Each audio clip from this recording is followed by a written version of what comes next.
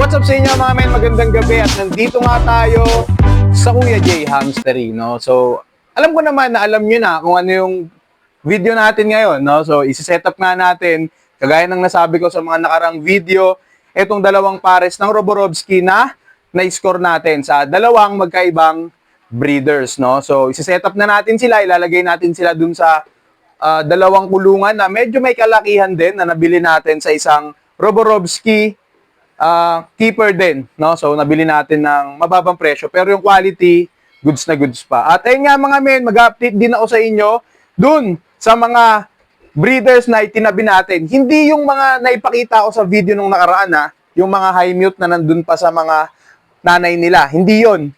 Yung mga nakatabi na dito sa amin.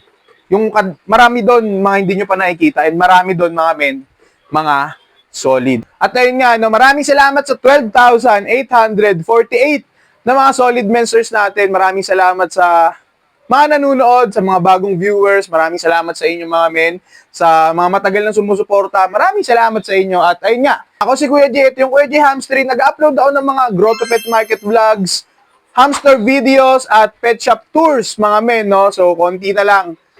Hindi pa rin tayo nakakapag-upload ng mga pet shop tours. Pero, sa susunod, sana, kung makabalik tayo sa pet shop tours, malupit na. No? Malupit na pet shop na yung mabisita natin. At ayun nga, no, ano pang inaantay nyo mga men, umpisahan na natin to. Samahan nyo na naman ako dito.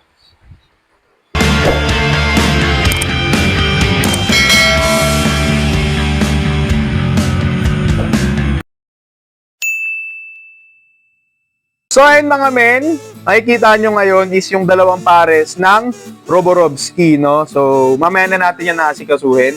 Papakita ko muna sa inyo yung mga itinabi naming breeders. Yung karamihan na makikita nyo dito is hindi nyo pa nakikita. Tapos update sa pintuan mga men, yan, natanggal na namin ni tatay.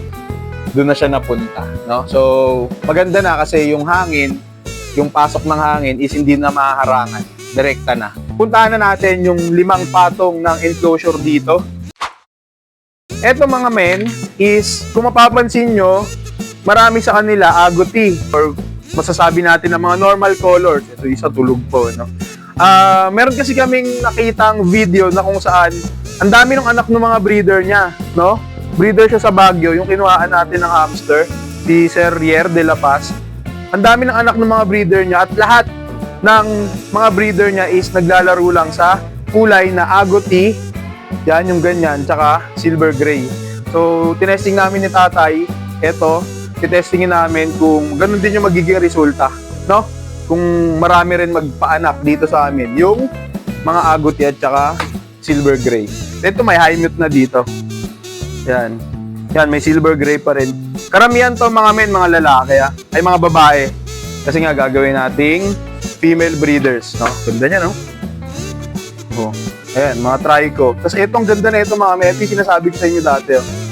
Tingnan nyo naman kulay niyan. Yan, no? Ha? Hindi naman. Ayun, no? Ganda ng kulay na ito. May spot lang siya na, itim. Di ba? Tapos, ayan, mga trico. Ayan, takpan na natin. Bangs! Ito may itim. Ayan. Yan. Ito lalaki ito, oh. Yan. Ito lalaki. Ito. Yan. Mabait ito, eh. Huwag ko lang ngayon kung mabait pa din. Pero mabait ka nung ano. Yan. Ito medyo malaki na to. Yan. Ayun, no, Trico Choco. Tapos Trico Tort. Tort Blue. Na minimal. Ito medyo madami, oh. Diba? Yan, may silver din dyan. Nalalaki na rin. Kailangan na nilang maawat. Pero sa mga susunod na araw, mga men, maawat na natin yun. Yung iba, naawat na ni tatay. Siyempre, hindi naman si tatay nagbablog dito. Ako lang. Hindi ko na rin naman naisama sa inyo. No? Hindi ko na naipakita sa inyo. Pero yung iba, naiawat na sa kanya-kanya nilang 12 liters na kulungan. And yung iba, mga men, nakapag-inhit na rin. Na-breed na. No? So, nakasabay na siya dun sa mga cycle natin. Kaya sa mga susunod na linggo siguro, or buwan, medyo magiging madami yung harvest natin. So ayun mga men, ito yung dalawang lagayan na paglalagyan natin ng dalawang pares nga ng Roborovski natin na galing sa magkaibang breeder, no? So, kagaya ng nasabi ko kanina, napaghiwalay ko na yung dalawang pares, no? So, yung lalaki na galing kay Heredera, na ibangga na natin dun sa babaeng Robo na galing kay Linder. Tapos yung lalaking Robo na galing kay Linder, na ibangga na natin dun sa babaeng Robo na galing kay Heredera para sila yung magkaka-pairing, no? So, ayan mga men, lalagyan lang natin ng kusot. Napaka-basic lang na itong setup na to, no? Siguro paunti-unti na lang nating ayusin. Pero sa ngayon, ang importante, mapaghiwalay muna natin sila sa dalawang kulungan para ano na sila, magkapares, no? Kasi medyo lumalaki na sila mga men. Baka mamaya magkabarakuhan na sila. So, mas mainam na yung plano natin sa kanila na paghiwalayin, no? Is magawa natin. Di ko naman sinasabi na yung binigay sa atin na Robo is possible na magkapatid galing sa magkaibang breeder, ha? Hindi. Ang target ko talaga, kahit sa mga dati pa kapag kumukuha ako, binabangga ako sa magkaiba, di ba? Kagaya nga nung dapat ipa-project natin sa Jerbil, di ba? Yung anak nung isa, ibabangga natin dun sa anak ng isa. Kaso ang problema, lahat itim. So, may babangga naman natin siya, kaso baka ang lumabas naman nga is puro ring itim. So, mag-ipon tayo dito ng Jerbil na puro itim. Di ba? Yan. So, yan lang. Ganyan lang muna. Tapos, tanggalin lang natin yung dumi ng kusot. Mas maganda sana to kung yung kusot is yung maputi talaga. Pero wala, yan lang naman ang meron tayo. Kusot pa rin naman yan, kaya, di ba? Huwag na tayong mapili. Sa susunod na lang kapag kasi net-up natin na medyo maganda-ganda to. Tapos, eto mga men, lalagyan natin ng bao hide. Ayun, bao. Gawa lang to sa hide to na gawa sa bao. Kaya nga bao hide eh. Ayan. So, ito nabili ko kay Linder kasama ng isang pares, 20 each. So, 40 tong dalawa. Yan, lalagyan lang natin ito sa bawat kulungan para meron silang pinaka-hide nila, no? Yan. Tapos, yung wheel natin, yung isa nandito, madumi lang. So, di ko muna siya ilalagay. No, lilinisan ko muna. Pero yung isa mga men, nabahasag, no? Sira na. Hindi na siya mapapakinabangan. So, papalitan na lang natin ng bago. Pero, sa susunod na yon, hindi ko alam kung order ako sa Shopee o bibili na lang tayo sa mga pet shop na nabibisita natin. No? Kung saan tayo mas mapapamura. Malamang sa Shopee. No? So, yan lang muna. Tapos, dish. Lagayan ng pagkain. No? Meron tayo dito eh. Yan, ito. Pwede na siguro to. Pero mas maganda kung ceramic o yung babasagin, no? Di ba, improve natin yan. Ang importante lang talaga ngayon mga men is mapaghiwalay natin sila. No, yun naman talaga yung goal natin. Tapos water bottle, meron na rin. Meron tayo ditong water bottle na parehas ng kulay. Yan. Kulay blue. Kakabit natin dito.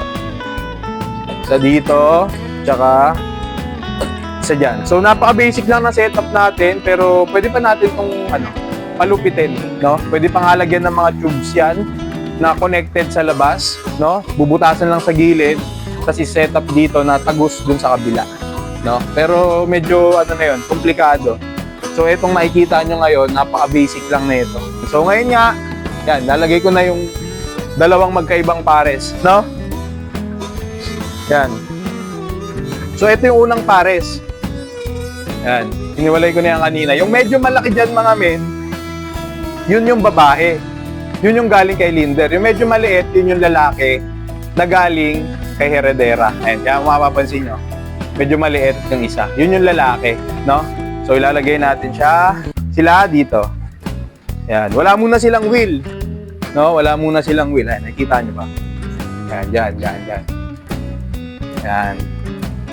Wala muna silang wheel sa ngayon kasi nga wala, naputol, nasira yung isa. Yung isa madumi, dilinisin pa. Tapos, etong isang pares na naiwan, yan, baliktad naman to.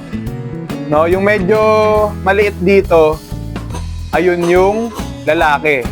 Tapos yung medyo malaki, yung medyo malaki, ayun yung babae. Yung medyo maliit, yun yung lalaki. Tama ba?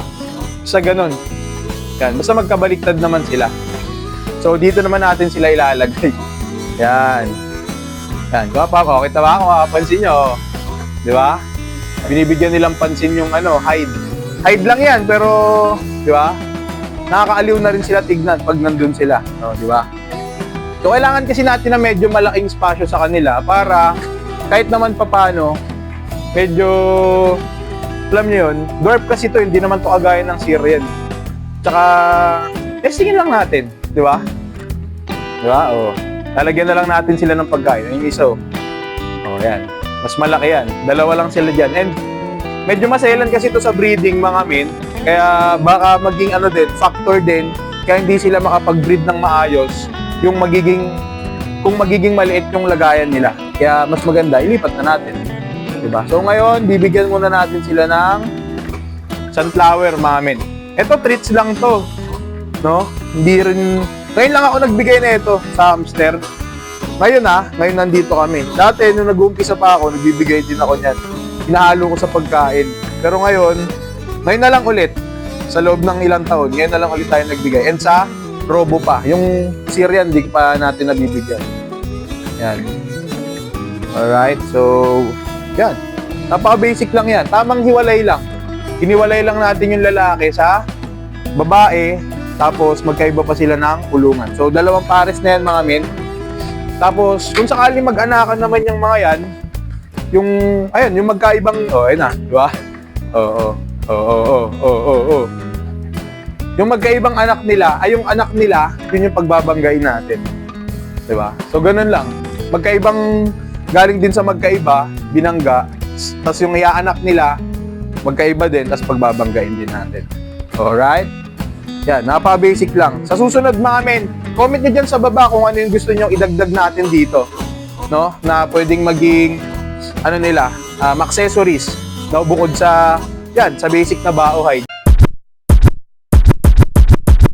So ayun mga men, hanggang dito na lang muna para sa video natin na to ngayon. No? So napaka-basic lang ng video natin ngayon. Sinetapan lang din natin ng basic setup itong dalawang pares nga ng Robo natin. Pero sa mga susunod mga men, medyo malaki naman yung kulungan nila. Siguro maglalagay tayo ng tigisang wheel. Tapos tube siguro na hindi na natin i-connecta dito sa labas. Kumbaga ilalagay na lang natin dyan sa loob. Transparent tube para if ever na naka-live tayo, no, doon ko na lang itututok yung camera, tapos yun, makikita nyo pa rin sila, no. So kung mapapansin nyo, enjoy nila yung bao hide, di ba? Medyo malaki naman yung bao hide natin, kaya kasya silang dalawa. Siguro kapag nag-breed na sila ng anak, yan, pwedeng dyan sila manganak, no. Tapos ang cute pa ng design, Mickey Mouse pa, no. So ayun nga mga men, hanggang dito na lang muna. Maraming salamat sa pagsama ninyo, at muli maraming salamat sa 12,848 na mga solid mensters natin. Maraming salamat mga men. And sana mahit talaga natin yung 13,000 subscribers bago matapos yung April. Ngayon kung hindi, di okay lang sa mga susunod pa na buwan, no, hanggang sa ma-reach natin. Medyo mahaba pa yung 100,000 subscribers, no? Unti-untiin lang natin. Sa 1,000 lang target natin. So ayun nga, hanggang dito na lang muna. Maraming salamat mga men.